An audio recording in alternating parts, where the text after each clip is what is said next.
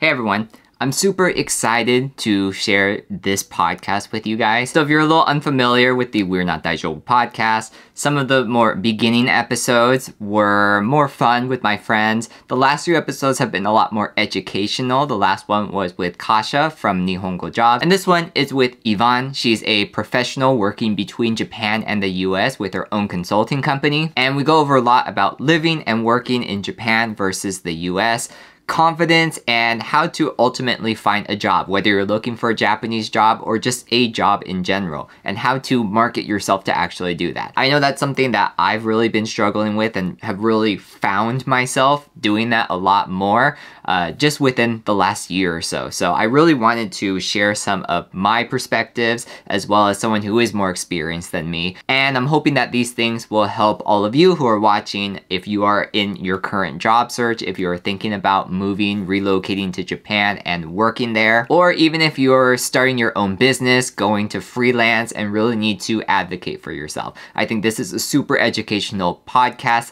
that covers a lot of those things. This one is a little more on the educational, professional side, and then hopefully with the next few ones, we'll have a little more fun, a little more lighthearted podcast with just different kinds of discussions. But if you like this format or you like more fun content, I'm gonna have both of those kinds of videos on the channel from here on out. So make sure to like and subscribe. And on to the podcast.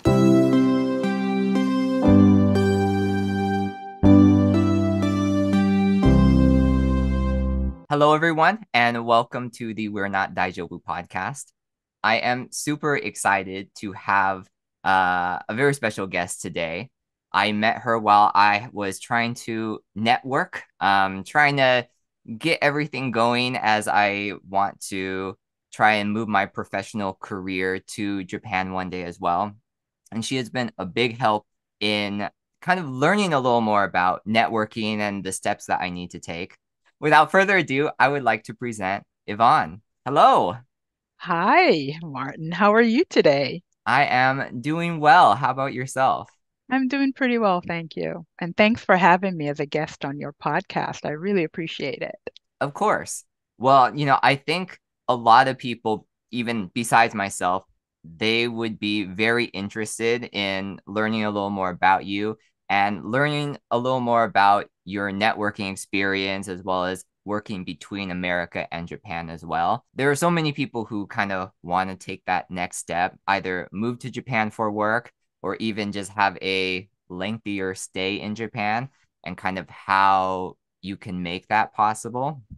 Because of course there are language programs that you can do, teaching English as well, but people don't necessarily talk as much about working in Japan, the cultural differences, as well as the qualifications, which I think is a super big thing.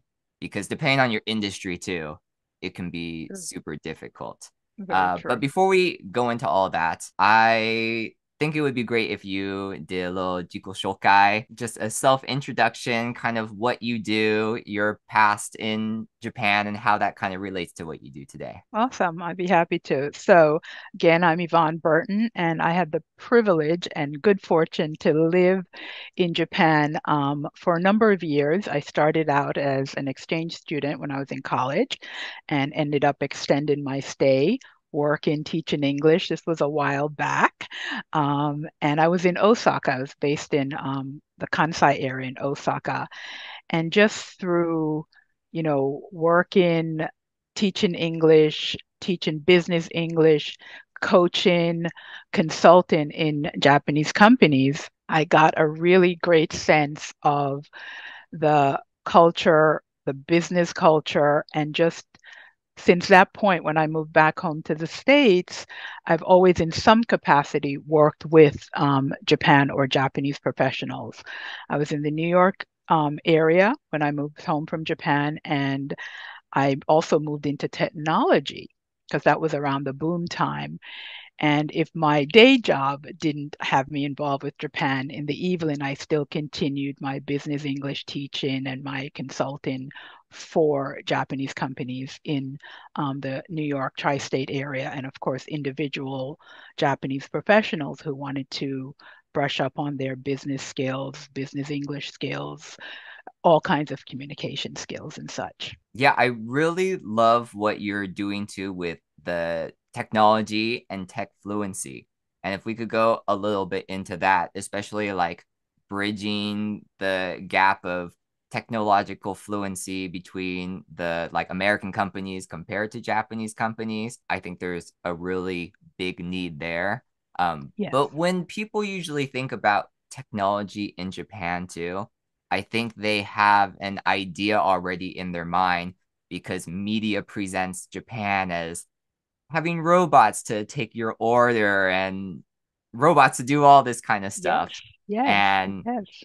I don't think that's necessarily the reality of tech fluency. I mean, there is a great amount of technology there. It also seems like that's more of something portrayed in media rather than the reality. Well, in a way, of course, Japan is very, very advanced in terms of creating, manufacturing certain technologies, robots, as you mentioned. I remember years before we got really smartphones, Japanese phones were so advanced, but they were only available in Japan. Now, the thing that I've found, and of course, all opinions shared here are my own, and through my experience working with Japanese and Japanese companies, in terms of information technology, utilizing technology for business and communications, that's where they lag a little bit. And the pandemic really made that clear. I found, all of us pivoted online. I've always worked in technology, so I'm used to working virtually. And I saw through clients and as my associates' clients that even the technological infrastructure in offices was lagging behind, let's say, American or European counterparts. Everybody was scrambling during the pandemic to kind of catch up, but Japan was a little bit further behind because they do have a culture of going into the office and so forth. But in terms of information technology and the software applications that we use commonly in corporate America to do business, I don't want to shout out any names, but certain platforms, communication platforms, collaboration platforms, a lot of large global companies use them. And even though they were implemented in Japan, there was not a lot of training and practical applications of how to use these tools in day-to-day work. And that's where the lag was really evident, I found. So again, in the pandemic, I was doing some writing and I wrote an article about tech fluency. I'd read another article, I think in the Wall Street Journal, the term was coined, and I thought this is interesting because usually you think fluency is language, but because I'm a tech person, I kind of married them together. That the same with language fluency, you don't have to be perfect and know everything in the language, but you know enough where you have a certain comfort level where you're kind of you can move. That's the fluency I'm talking about. You can jump on this platform and have a good understanding because you're well versed in others. So I started thinking about tech fluency, technological fluency, and that's what I wanted to focus on for my business and my services. And I define it as, I'm sure there's an official definition somewhere, but it's a level of proficiency and comfort, which is an important term. It's a proficiency and comfort in using the technological tools that business people are provided in their work, because a lot of corporations use these tools. As a technologist in the past, my company, I worked in technology, they'd roll out a new system. I could easily navigate and learn. I could watch one tutorial and pick it up, or I can figure things out because that's what I did as a business analyst for many years. I had to requirements, business side, the tech side, and basically design software on paper. So I had that comfort and movement in and around any new tool. But a lot of people don't have that. And I'm not just saying it's just Japan, a lot of Americans, non-techies also. But again, my focus is on Japan. And I noticed that this fluency, this proficiency and comfort, especially with even with the pandemic tools, which we all needed to jump on and get up to speed with, but it was taking a lot of my, I saw it was taking a lot of my Japanese associates a little bit longer because they're used to doing things a traditional way, which is wonderful. But when you're a global company, and your team could be here, there, or everywhere. Your customers, your clients, your, team members could be anywhere. You really do need to be more well versed and have a comfort level in maneuvering in and around these tools and how to better use them in business. And, I call it the three C's. It's communication, connection, and collaboration. Um, so it's kind of communication, collaboration, and connection enabled by technology. And to be able to work with people, not just a video screen, where you have meetings, but to actually collaborate in real time on documents, in meetings, connect and really work and be very efficient and very effective and very productive, is a challenge I found for a lot of my clients and associates in Japan. So it's been kind of ramping them up, and they've done a great job of just running to catch up, to keep pace with everybody. But because they started a little behind, they're still behind, but they've certainly made incredible progress. And I just want to again make this clear that the Japanese are wonderful in terms of certain technologies and manufacturing of technology. It's just a need, I think, that they want to be more comfortable using the tools that are common in global business, across, countries, borders, teams. And luckily they're jumping in and they're getting that taken care of. There's a lot of interesting things happening in Japan. The push for digital transformation, I mean, it is a national effort because they, of course, they're self-aware. They recognize that they probably haven't moved as fast because their traditional ways of doing things were, very effective for a while, and they saw that because of this lag, they are really making an incredible push. The government, large businesses, schools, everybody's making a push for digital transformation, and that is a very huge term. And again, my small part of it is these business tools that we all need to globally integrate, communicate, connect, and um, collaborate together. I think that was a long answer for tech fluency, but that's basically what it is. Yeah, no, I think there is a lot of good information in that long answer too. Especially even saying that it's not just a Japan problem. I think it spans to any company. There are going to be, more tech fluent people and then people who are a little more hesitant to adopt technology or, adopt that kind of change. Because at the end of the day, change is scary for a lot of people too. Yes.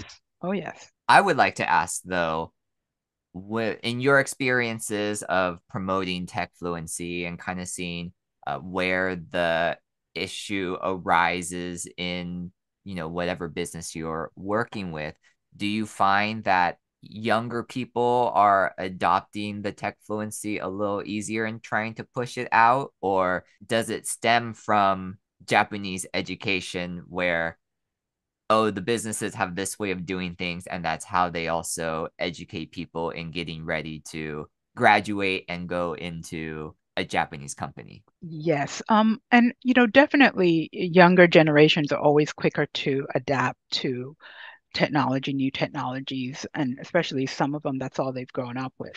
And it's the same in some ways for Japan, of course. But again, it's the kind of technology, the work on the phone, the communicating with your friends, the games, just wonderfully advanced the younger people in using these technologies. But when you get into business, it's the business tools that there's a lack of particular skill in, and especially also not just when these younger graduates, let's say of university, move into a company, but it's the older workers as well who are used to what it was before. Right. And now, especially because of the pandemic, everything is now virtual, global, virtual, remote, hybrid. All of these new things are coming at them, and they remember how it was and it worked. So now to completely switch over to that, that's usually the challenge. And they need Mhm. to be eased in a little bit more. They need to be trained a little bit more thoroughly. They need to be shown how to really use these tools to do their work more efficiently and effectively. And that's kind of where someone like me comes in. And I'm sure I'm not the only one who does this. So I have, different programs for these business people, for a business department, for whatever is required, where again, it's the tool is already provided to you by the employer. And of course, they hand you a tutorial you can watch, but to really see how you can use it to better do your work, that usually takes a little bit more training and work with them. And back to university students, one of the things I do is I have programs that are targeted to university students, especially ones about to graduate, because how to look even better to an employer, especially if it's going to be a global company, if you're already familiar with the business software, the business applications, the tools that you need in your work.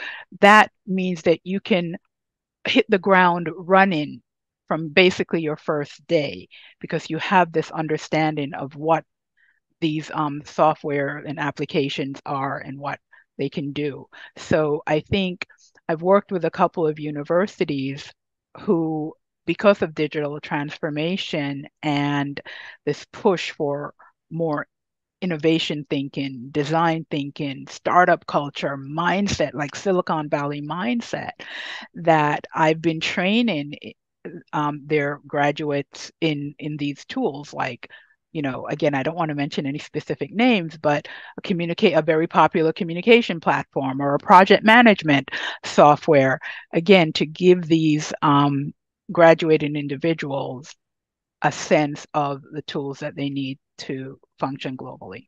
And you were saying too, some of the efforts really do need to go into the people who have been at the company for a longer period of time. Maybe they're in more of a senior position and have learned in the past a certain way to manage the projects. Now they have to jump into this whole new world, Yes, essentially. yes. If I was in that position as, a senior management person, I could imagine kind of wanting to push back, especially in the Japanese culture, very much thinking this is the way that it's been done. I don't see a problem with it. Why do I need to make this drastic change? So, how do you approach that kind of pushback if you have experienced that at all? Of course, I've experienced it because that's usually why when I'm brought in or why I'm brought in. But the it's about the change management process in a company. Again, as I said at the beginning, a lot of times companies push out these software. Oh, we're using this now. Whereas, last year we used this, the year before we used that, but any new thing. And they don't really manage the whole information process of why this is being used, why are we switching to this, why this will make your work better, why it will make you more productive, why it will save us money, time, streamline workflows and processes. They don't go through all of that to make sure everybody understands that it's for the good of basically in the end the bottom line. So I think a lot has to do with how a company handles that whole change process. And for the individuals, again, these especially these older professionals, yes, there's a lot of value in the way that it was done, more manual or labor intensive, and that's what got us here. But as with everything, there has to be advancement and evolution and change. And you, as a part of a company, have to agree that a company has to stay relevant, productive, efficient, effective, competitive. So if you are doing things manually and everybody else is doing things with faster technology, you're holding processes up. There's more room for error. Companies are losing money because people are waiting around for something that should take less time, but you're doing it manually and more time. And I know I'm kind of making this very basic example so you can see, but it really is for anybody who's resistant to technology, and trust me, you should be resistant to some technology. I say technology for technology's sake is not good. Just throw things out there. No. How is this technology supposed to help us make our work life better, make our life better, make us more productive, make us happier, make us feel more engaged?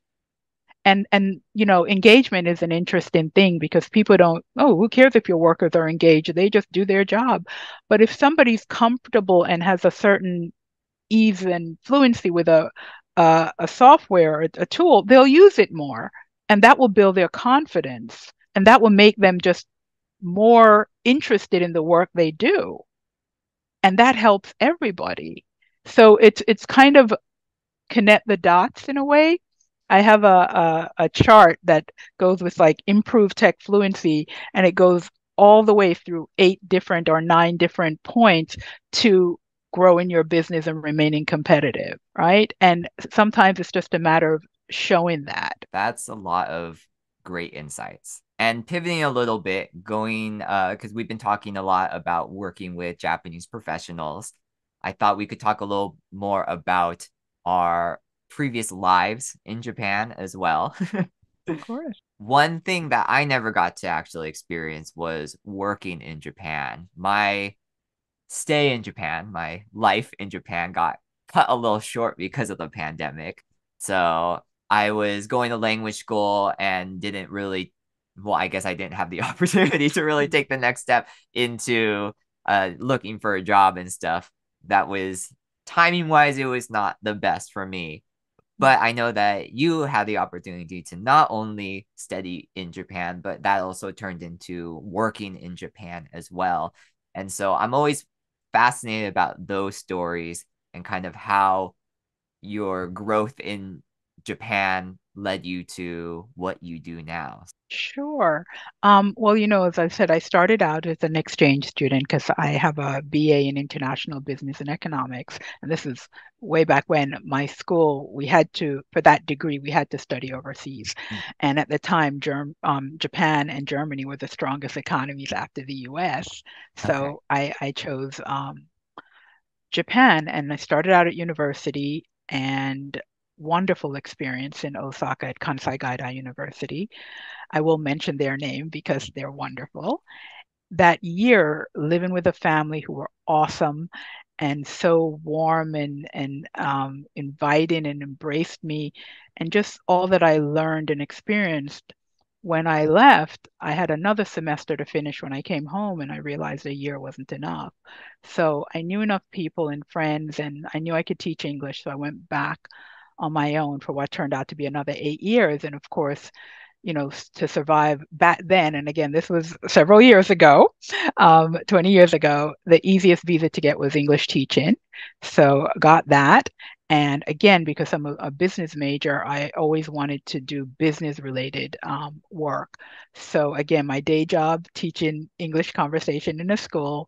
Evelyn, I started branding myself, and this was before branding was a thing, as a business English teacher. So I got a lot of private work in companies, trading companies, banks, even smaller import-export companies who in some cases didn't even have the English ability, so I helped a lot with that. So I'd get in as a business English teacher, and then I'd kind of inch my way and make it more consultant or advisor. So that's really how I started. And again, because I was in Osaka, Kansai area, which I love, I'm an Osaka girl, but it wasn't Tokyo. I mean, for big business Tokyo, but I stayed I went back to where I knew, and again, it was in and around English, and that was my way of getting into things.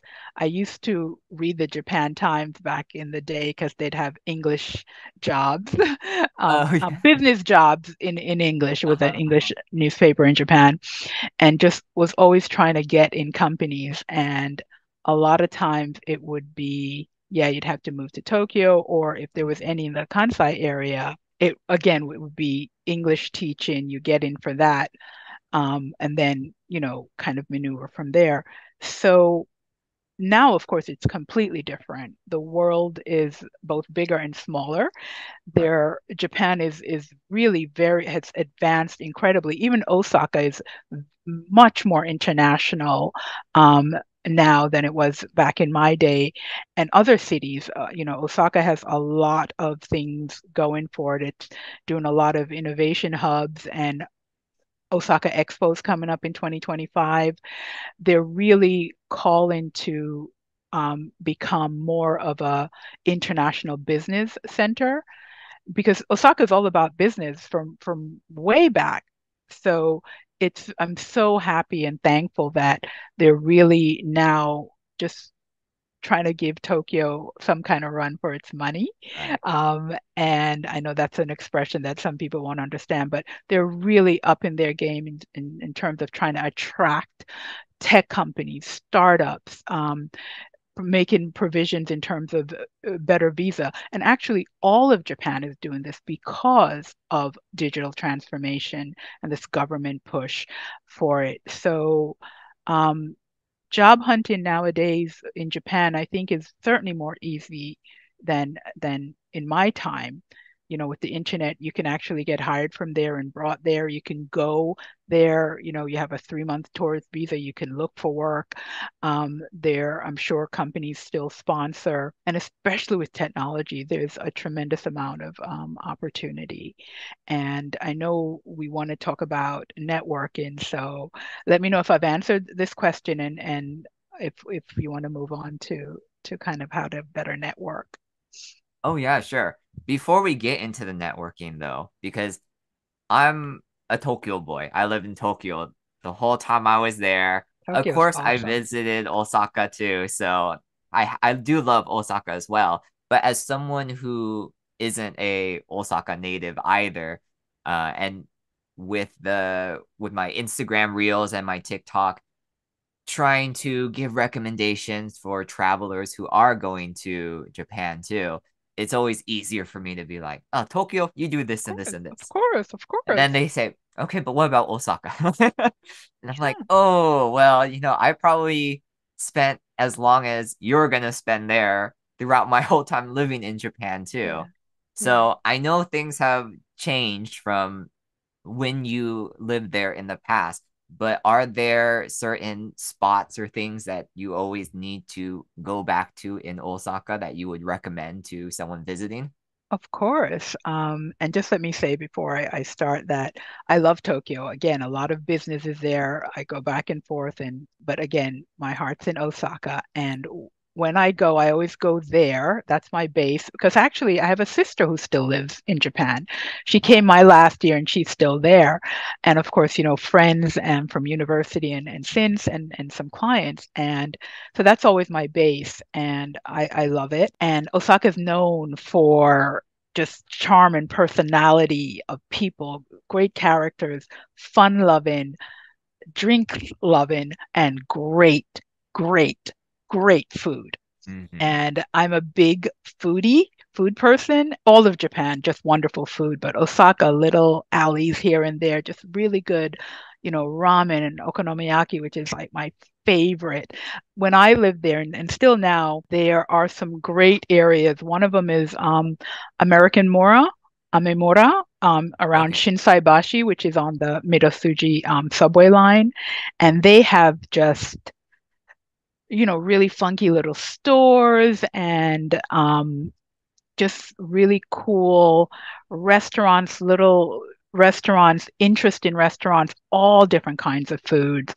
I have a friend who runs a cafe called Absinthe. She's awesome, and we used to work together back in the day. And she runs this great kind of Mediterranean bar restaurant built around absinthe, you know, that drink, that French Yeah. drink. Mhm. And it's just really wonderful and unique and popular. So places like that in American Mora area, just really one of a kind, special, interesting characters, a lot of great bars. Any street, you can just walk into any little wonderful bar. One of my favorite things to do is, you know, walk along Midosuji Subway Street, Midosuji Dori, Midosuji Street, and there's this incredible ramen stand, and it used to be like a stand in my day, but it's what is it? Nantoka Kinryu Okay. ramen. When I lived there, it was like 500 yen, big bowl of ramen when we'd be out in the bars drinking around Dotonbori area, which is a Okay. very popular area. Yes. So I already mentioned Amemura. Um, Dotonbori is another hot, hot, hot spot, and Mhm. it's just a long area by the Dotonbori River, and it's lined with incredible restaurants, bars, and you know, from street stalls selling takoyaki to like, you know, kaiseki places to crab places, to just places that do the most incredible, wonderful Japanese foods. Mhm. You know, takoyaki, okonomiyaki, everything under the sun you can get there.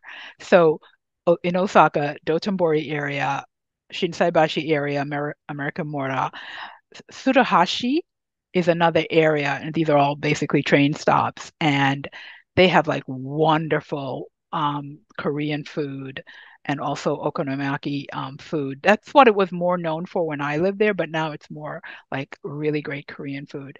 You, because Osakans, we love to eat and drink. And oh, Namba. So Shinsaibashi on the Middle Suji line, and then Namba. So you're walking and past Dontabori area, past the ramen place I mentioned, and you go towards Namba. And again, it's the same, the back roads. It's called Ura Namba, which is like the back sides of the main areas of Namba because they're big shopping department stores. But if you go with the little alleys, you can just find the most wonderful place, some of the best okonomiyaki, and all of that.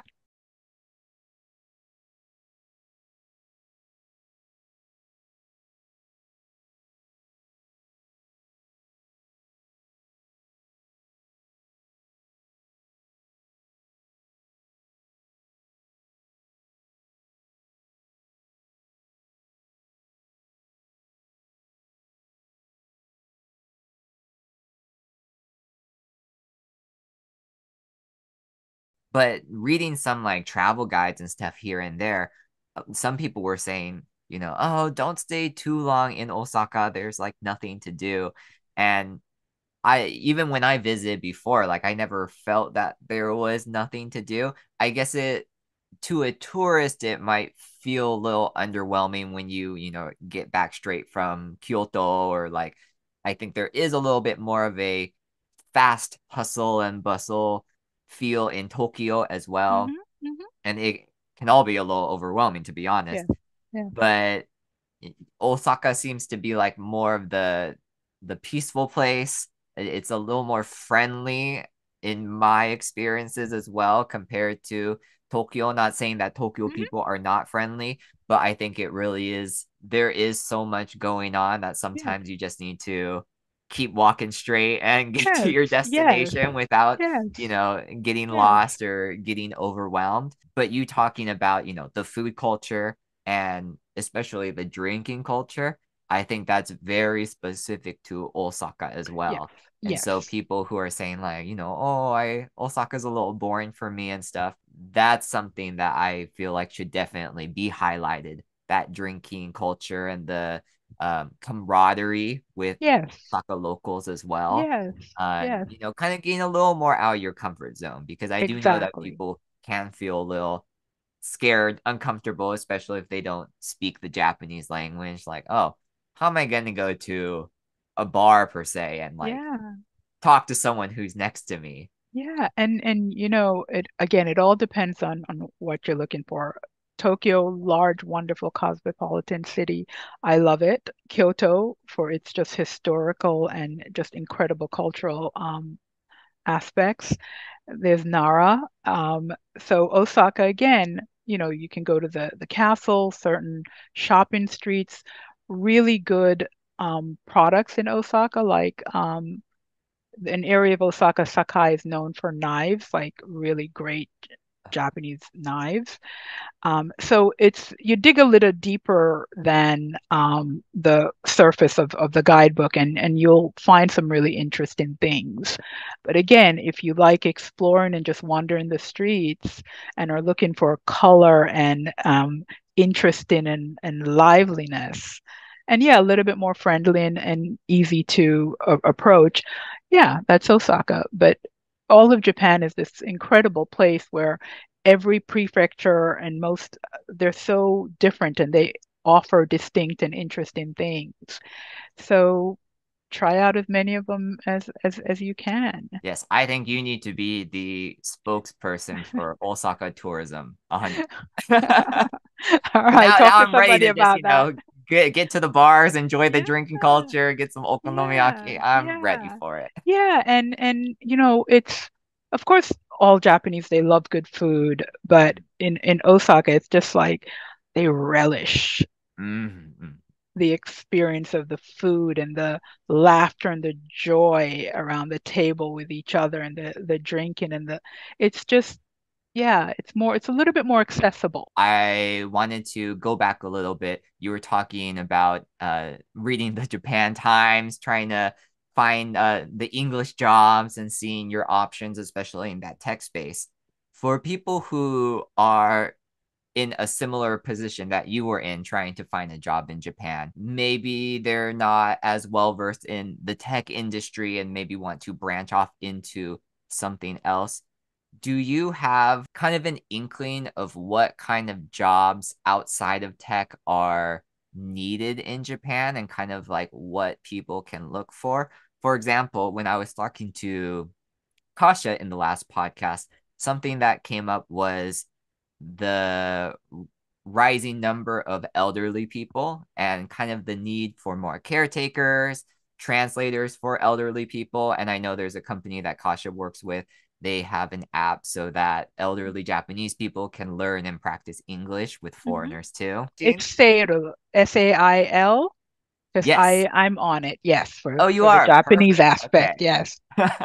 So I know there's a need in that department too. Not necessarily sure if they kind of branch out and hire foreigners in that space, but do you kind of see a trend in any job areas that are looking more for foreigners or just kind of like hiring more in general, I would say? Yes, because as you know, there are serious labor shortage Mm. issues that are challenging not just Japan, other countries too, but in particular Japan. And they are much more open now to having non-native Japanese in positions. And of course, it helps if you have language ability, but then they're also willing to, train and support. There's a lot more opportunities now than in my day.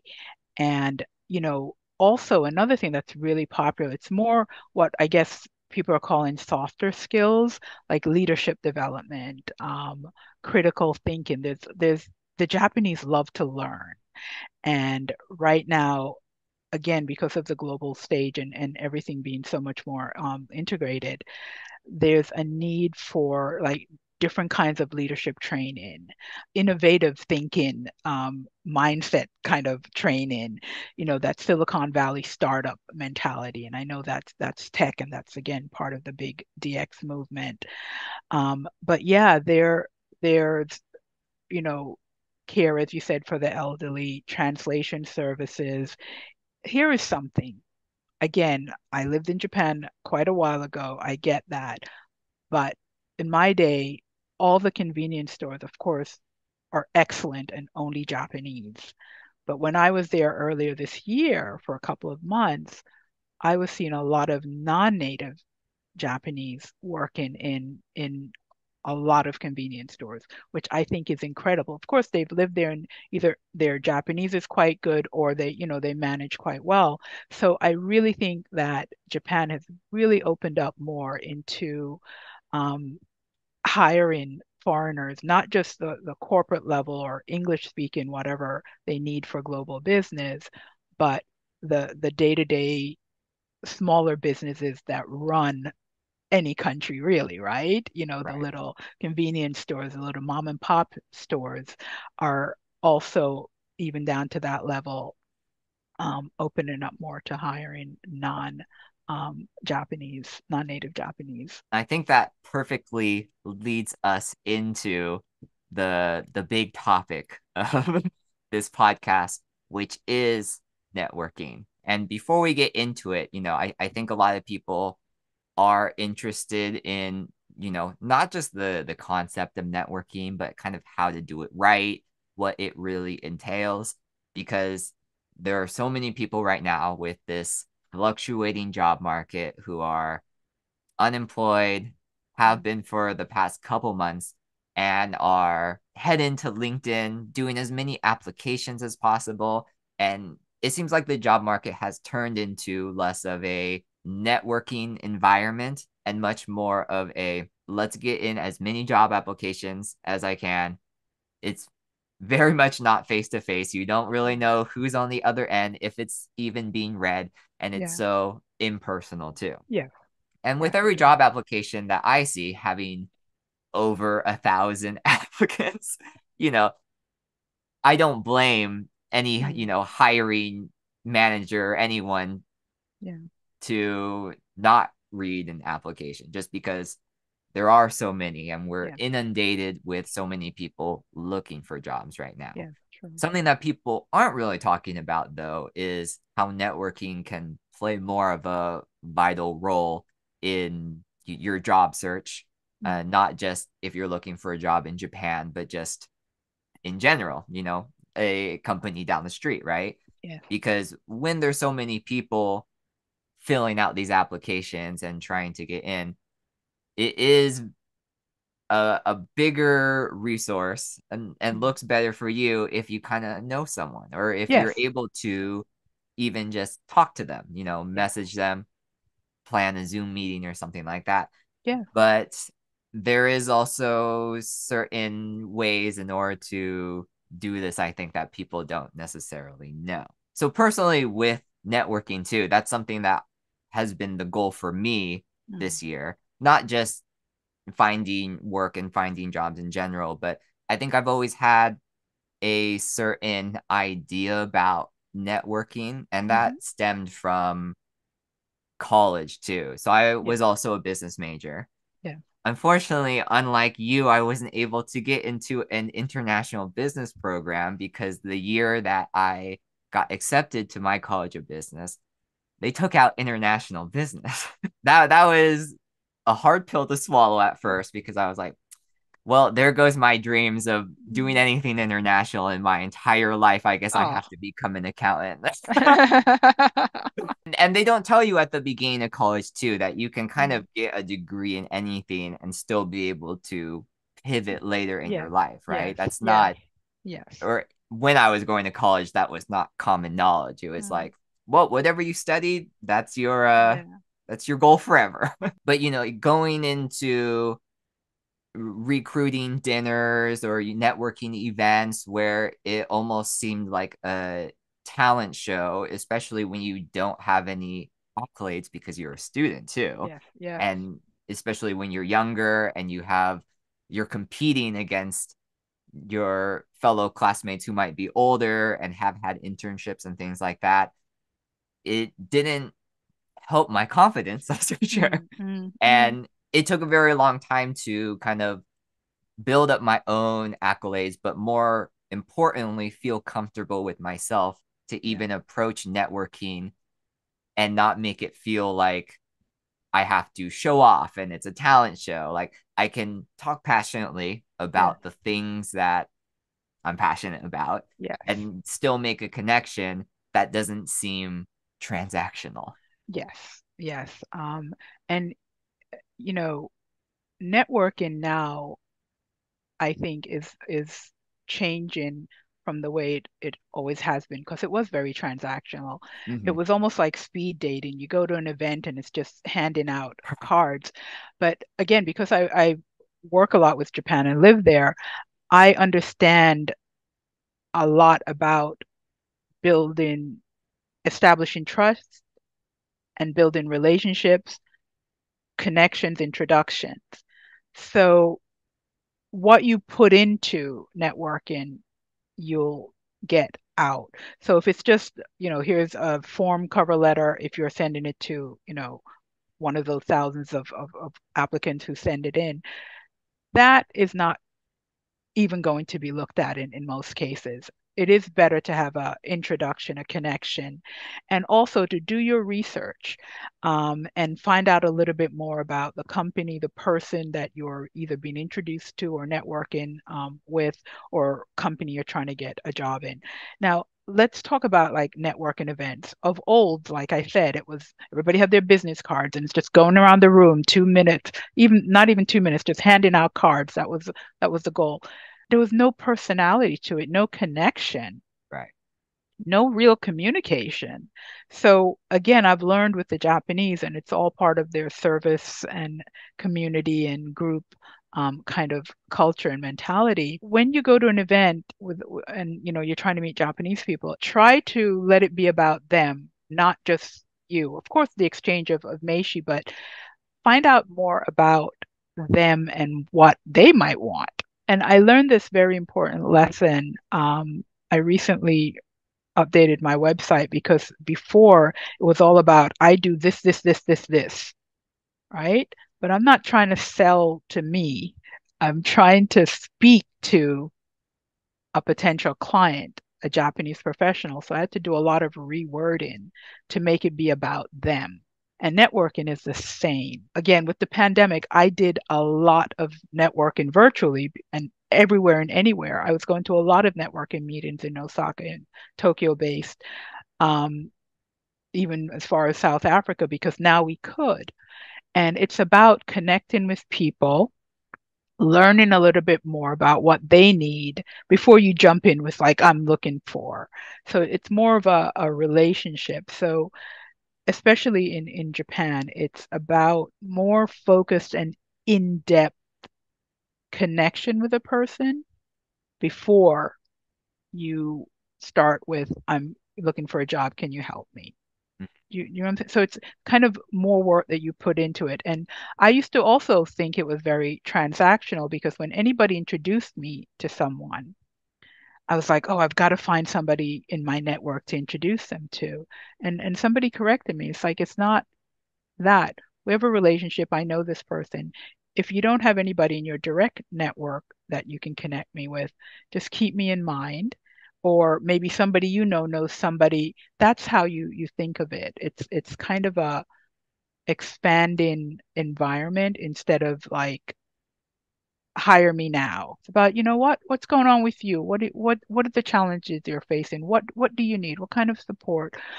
What's keeping you up at night? Ideally, what kind of candidate do you want? You know, and making it more about a relationship and building that relationship rather than just I want something from you. And what you said was very important about passion. And again, back in the day, it was all corporate and formal. And in some cases, traditional business is always going to be there. There is that. But there's more room now. There's more space for us to be who we are, to have our personality impact. Because a lot of times, especially if you're focused on building a relationship in your networking, they'll do business with somebody they like. So they want to know some personal aspects of who you are, and again, it's the same thing with the Japanese. They want to know, they want to connect with you and know you and have a relationship. And then they're like, okay, we can do business and whatnot. And I do think that a lot of people, when they approach networking, they go in with a pitch. So it is very much like, oh, conversation, we skipped it Yeah. and go directly into this pitch that you don't even know if this person or this company really Yeah. needs your services. Yeah. Yeah. And you're skipping that getting to know them part. Another thing that I do also understand is just the idea of everything happening instantly, right? Mm. Maybe you do need to pay the rent this month and you're trying to find that next gig. When you are in a position like that, I'm not necessarily sure if networking is the right option. I think, Exactly. you know, within your means trying to find something to help the situation at large first is priority. True. And then True. when you are in a better position, that's when networking comes into play. Yes. Yes. But another Absolutely. thing that you highlighted that is something that I have been searching for and have learned within only the past couple of years, I would say, is that networking is so much easier when you're passionate about the subject. Thinking back to those accounting networking events that I detested so much, a lot of it was I was not interested in the business or what they were offering, what Hmm. I had to offer, because that wasn't necessarily the scope of what I wanted to do long term. Hmm. Especially for people who are getting out of college right now, Yeah. even if they're, a couple of years into their career, but are hesitant that maybe this isn't the right fit. Mm-hmm. I think it's crucial to take a step back and look at, oh, what do I really want to do? Write down those goals. And then when you're able to say, like, this is something that at least I'm more passionate about, Yeah. it makes the networking a lot easier because you're talking to like minded people Exactly. instead of feeling like it's completely Yes. transactional. Yes. Yes. Exactly. I absolutely agree with that. So it has been a journey to get to this point because, I think confidence level is something that is also very important. And for people who don't have that confidence, do you have any suggestions? I mean, it's really hard to say, like, oh, do this and then you'll be confident about everything, right? Because people don't take into account, like, it takes years of experience in order to cultivate your understanding of just a certain thing, and then Mm. maybe that gives you the confidence, right? Yes. Yes. Yes. But for people who maybe just don't have very much confidence in general or feel those hesitancies, do you have any recommendations for that? Well, confidence is an interesting thing. And, you know, I think confidence comes from, it's a muscle, right? So even now when I speak publicly, I get nervous beforehand. And I actually teach presentation skills to my clients, but I get nervous. That doesn't go away, but it gets less or it gets easier to overcome. I think if you know who you are, your skills, and you have that passion and you speak that, that comes across as honesty and integrity. And that is, in a sense, confidence as well. And it's okay to admit, yes, I am just starting out. I don't have a lot of experience in this, and this, but I have a passion for learning. I'm committed to the vision that you have for your company. I want to be a part of this team so that we can all work towards a goal. I have a saying that even if some of my clients only know 10 English words, I can help them use those 10 words to maximum effect. And it's the same thing with confidence. Don't think you have to know everything or be perfect. Be open and honest. People always ask, what are your strengths and weaknesses? Tell them what those strengths are. Even your weaknesses, when you list them out, you say, yes, I know it's a weakness right now, but I am what? A fast learner. I'm taking this class. I know I can overcome that given this chance. You know what I mean? So speak who you are, where you are, but also speak of who you are going to be, because that's what they're going to hire. That is a very good point because I do also think that people tend to belittle their soft skills as well, or don't really think about what they are able to do for that person in the future. They kind of Yeah. think what's happening now and aren't really thinking, well, we can grow together. Yes. Yes. And again, the old traditional corporate way was they want you to have a resume with even entry level, they still want you to have 3 to 5 years experience because they want you fully formed to just do this, this, and this. But if you don't have those skills and a company gets to know you and likes you as a passionate, willing to learn and grow individual, then I think that's far better because it's more important that you can work within a team effectively, can get along with people, collaborate with them. You can share goals and take steps to achieve goals together. That's more important than back in the day. It was like you can type certain number of words or something like this per minute.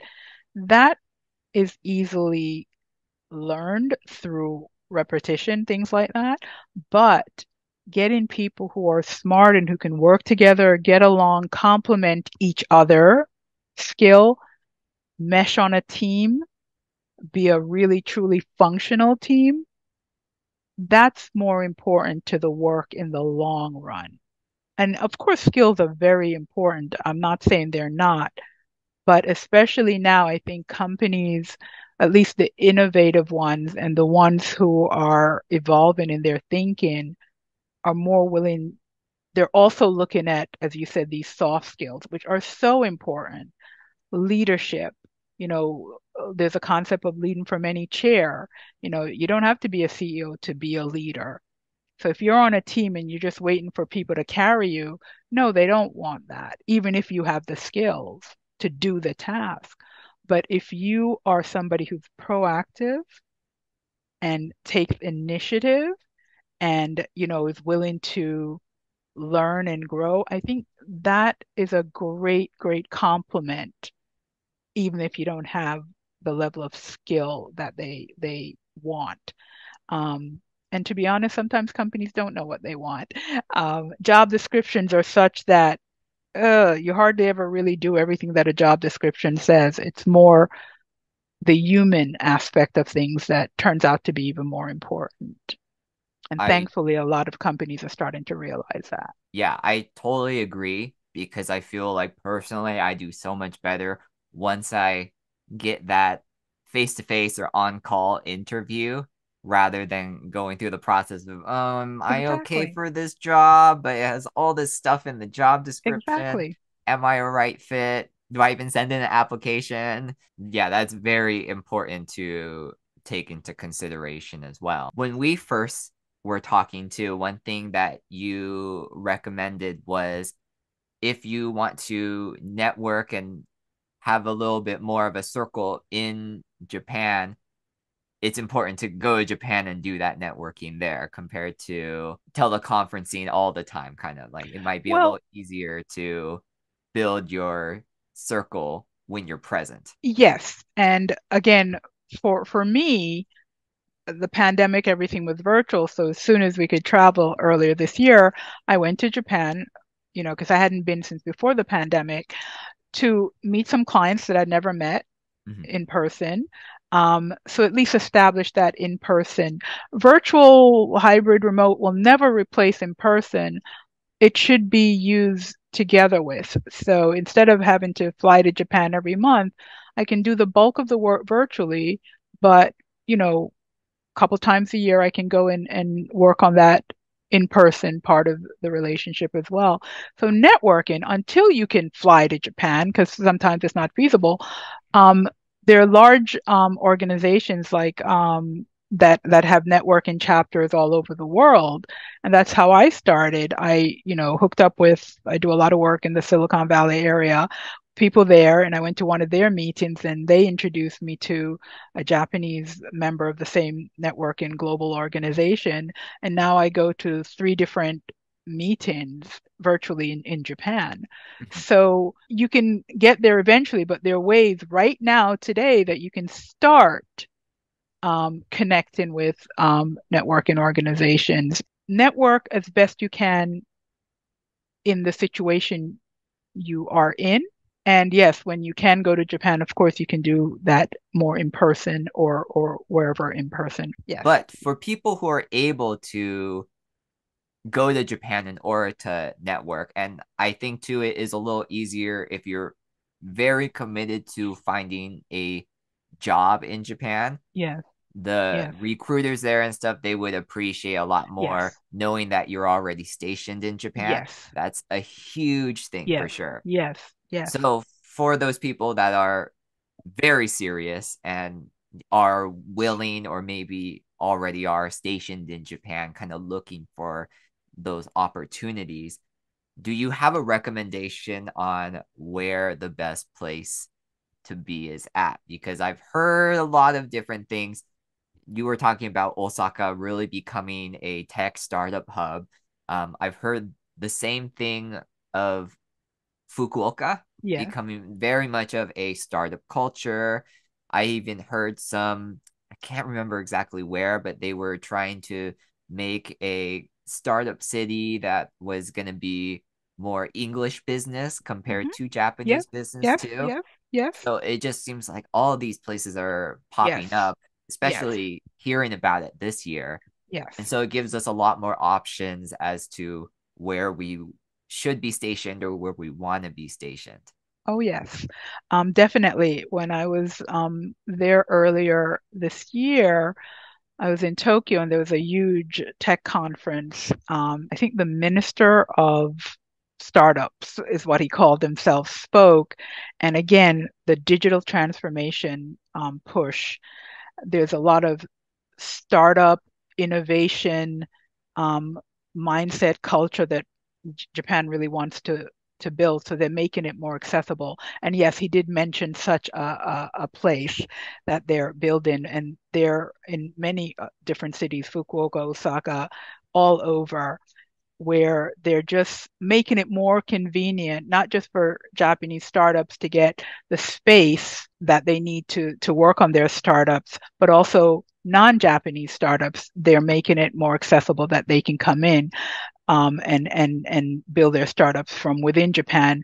Things such as a different kind of visa, startup visa, where it's not the 30-day 90-day tourist. It's more, but also you can sponsor yourself, but not for as much money as you had to in the past. They're really going out of their way, the government and larger businesses, to really make this push to support that. And yes, it's not just tech, because a lot falls under that umbrella, but it's also, different kinds of opportunities as well. And again, network with organizations, chambers of commerce in each city. And I know Osaka and Fukuoka and certainly Tokyo have specific startup related programs. Do the research, and this is what I meant earlier when I said the more you put into networking, the better it will work for you. So do your research. Again, this technology of Google is wonderful. You can search anything and find out what are the hubs, what cities have hubs or information centers, chambers of commerce. Um, there are just many ways you can do your research, and from here, and then when you get there, connect in person with these organizations, go to their events, tell people what you're looking for, introduce yourself, of course. And also, if you don't know specifically what area you want to go into and you have a range, ask people what are people looking for, what is needed, because it's always about not just I can do this, but what is needed that I can apply my skills to better suit whoever's looking. And something that just popped up in my head right now, for the networking events in Japan that you're talking about, are they specifically held in like English or Japanese or kind of a mix of both, or There's how a does that mix. work? There's a mix. Okay. again, I don't know about mentioning names, but this is the chambers of commerce. There's actually an American chamber of commerce in Japan. I'm sure you've heard of it. It's huge, Tokyo based. And yeah, I'm outside of Japan, but they do have meetings online and in English. Some events might be in Japanese. It's a pretty large and well-funded, member-funded organization. So if it's in Japanese, there'll be translations and stuff. So search out for things like that. And like I said, because Japan is so much more now open to foreigners, a lot of this information is completely available in English. And if you go to their site, Google translates automatically Japanese into English anyway. So just click that English and start. Awesome. Set up things before you don't fly there and then start. Right. Start from here, set up things and then go and just build and continue on that. Right. Build your foundation where you are, and then it'll be ready for you once you move over there. Yeah. But it is great to hear that, there is so much more English accessibility Oh, yeah. because, even 5 years ago, that wouldn't have been the case. 20 And years ago, it was not the case, yeah, especially in Osaka. Yeah. true. Very true. But so even anyone who is interested in getting a job or networking in Japan, you know that you don't need to have fluent N1 Japanese skills in order to do so. Yeah. You can come as is, which is great. Yes. Well, this has been great. We've been talking for a very long time. So unfortunately, I have to stop here because this is going to be a lot of editing in the first place, but I am My very bad. happy to do so just because we had so many great conversation topics here. I want to thank you so much for spending the time with me today, giving your Welcome. insights. It's not just going to help me. I think it's really going to help a lot of people who are trying to be advocates for themselves in the job market, people who are trying to find their inner confidence in order to become who they want to be. Yeah. It's been amazing. Thank you. Um, Thank you. I yeah, thoroughly enjoyed it. And I hope, I know some of my answers were very long because I am passionate about this and what I do. So just good luck to you and good luck to everyone who listens to this. Whatever you want, I wish you the very best in getting what you truly want and desire. yes. And it's a new year coming up, so I think we are all making it our goals to become better people. Yes, But always. before we sign off, is there any social medias that you want to plug your business, anything that you want to share with us? Well, yes, thank you. My company's Burton Consulting International, and I do technology consulting in the areas, of course, virtual tools and remote work, and how to better and more effectively use those tools to communicate, connect, and collaborate, and also business communications. And it's specifically targeted to, of course, Japanese companies working globally and non-Japanese companies working in Japan. My products are geared towards making sure that my clients, when they come to me with their real issues and challenges, that I put together programs, coaching, workshops, facilitations, courses, whatever they need to best achieve their goals. And by achieving those goals, the confidence gets built. All of Yvonne's links and company links and everything will be in the description below if you're watching on YouTube. If I end up posting this other places, you'll be able to find her as well somehow. We'll figure that out when the time comes. But thanks so much for joining me. Thank you for having me. I really enjoyed this, Martin. Thank you so much. And of course, I wish you the best as well.